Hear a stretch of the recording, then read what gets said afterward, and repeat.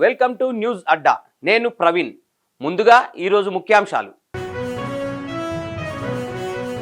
Global సదస్సుకు మోదీని ఆహ్వానించనున్న రేవంత్ రెడ్డి.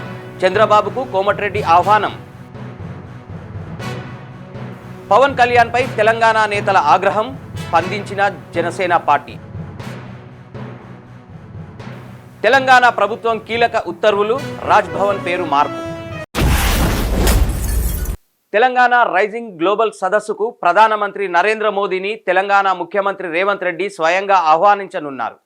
ఆంధ్రప్రదేశ్ ముఖ్యమంత్రి చంద్రబాబును ఆహ్వానించే బాధ్యతను మంత్రి కోమటిరెడ్డి వెంకటరెడ్డికి అప్పగించారు.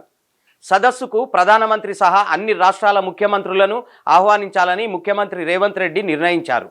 ఢిల్లీ వెళుతున్న రేవంత్ రెడ్డి రేపు ఉదయం 11 గంటలకు ప్రధాని మోదీతో భేటీ కానున్నారు. తెలంగాణ రైజింగ్ 2025 సదస్సుకు ఆహ్వానం పలకనున్నారు. అనంతరం పలువురు కేంద్ర మంత్రులను కలిసి వారిని కూడా ఆహ్వానించనున్నారు.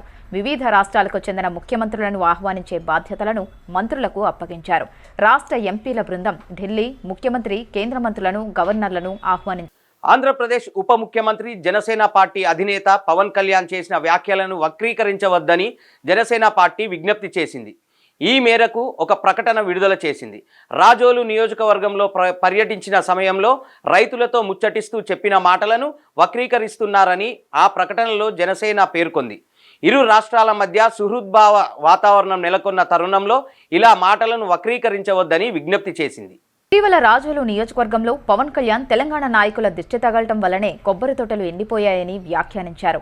ఆయన చేసిన వ్యాఖ్యలపై తెలంగాణ నాయకులు తీవ్ర ఆగ్రహం వ్యక్తం చేశారు. తెలంగాణ మంత్రులు కోమటిరెడ్డి వెంకటరెడ్డి, వాకిటి శ్రీహరి, పొన్నం ప్రభాకర్, కాంగ్రెస్ ఎంపీ చామల కిరణ్ కుమార్ రెడ్డి, కాంగ్రెస్ ఎమ్మెల్సీలు బల్మురి వెంకట్, అద్దంకి దయాకర్ తదితరులు ఆగ్రహం వ్యక్తం చేశారు. ఆయన వెంటనే క్షమాపణ చెప్పాలని తెలంగాణ నాయకుల నుంచి డిమాండ్లు వినిపించాయి. ఈ క్రమంలో జనసేన నుంచి ఈ ప్రకటన వెలువడింది. తెలంగాణ రాష్ట్ర ప్రభుత్వం కీలక ఉత్తర్వులు జారీ చేసింది. తెలంగాణ రాజ్భవన్ పేరును లోక్ భవన్గా మారుస్తూ రాష్ట్ర ప్రభుత్వం నోటిఫికేషన్ జారీ చేసింది. అన్ని రాజ్భవన్లను లోక్ భవన్గా మార్చాలని కేంద్ర ప్రభుత్వం సూచించింది. ఈ నేపథ్యంలో రాష్ట్ర ప్రభుత్వం ఇందుకు అనుగుణంగా ఉత్తర్వులు జారీ చేసింది. వలసవాద వాసనలను తుడిచిపెట్టే ఉద్దేశంలో భాగంగా రాజ్భవన్, రాజ్ నివాసుల పేర్లను లోక్ భవన్, లోక్ నివాసులుగా మార్చే అంశాన్ని పరిశీలించాలని గవర్నర్లు, లెఫ్టినెంట్ గవర్నర్లకు సూచిస్తూ కేంద్ర హోంమంత్రిత్వ శాఖ లేఖ రాసింది. అందుకు అనుగుణంగా పశ్చిమ బెంగాల్, తమిళనాడు, గుజరాత్, అస్సాం, కేరళ, త్రిపుర, ఒడిశా తదితర రాష్ట్రాలు ఉత్తర్వులు జారీ చేశాయి.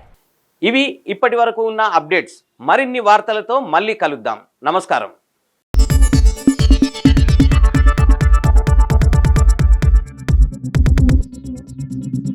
Thank you.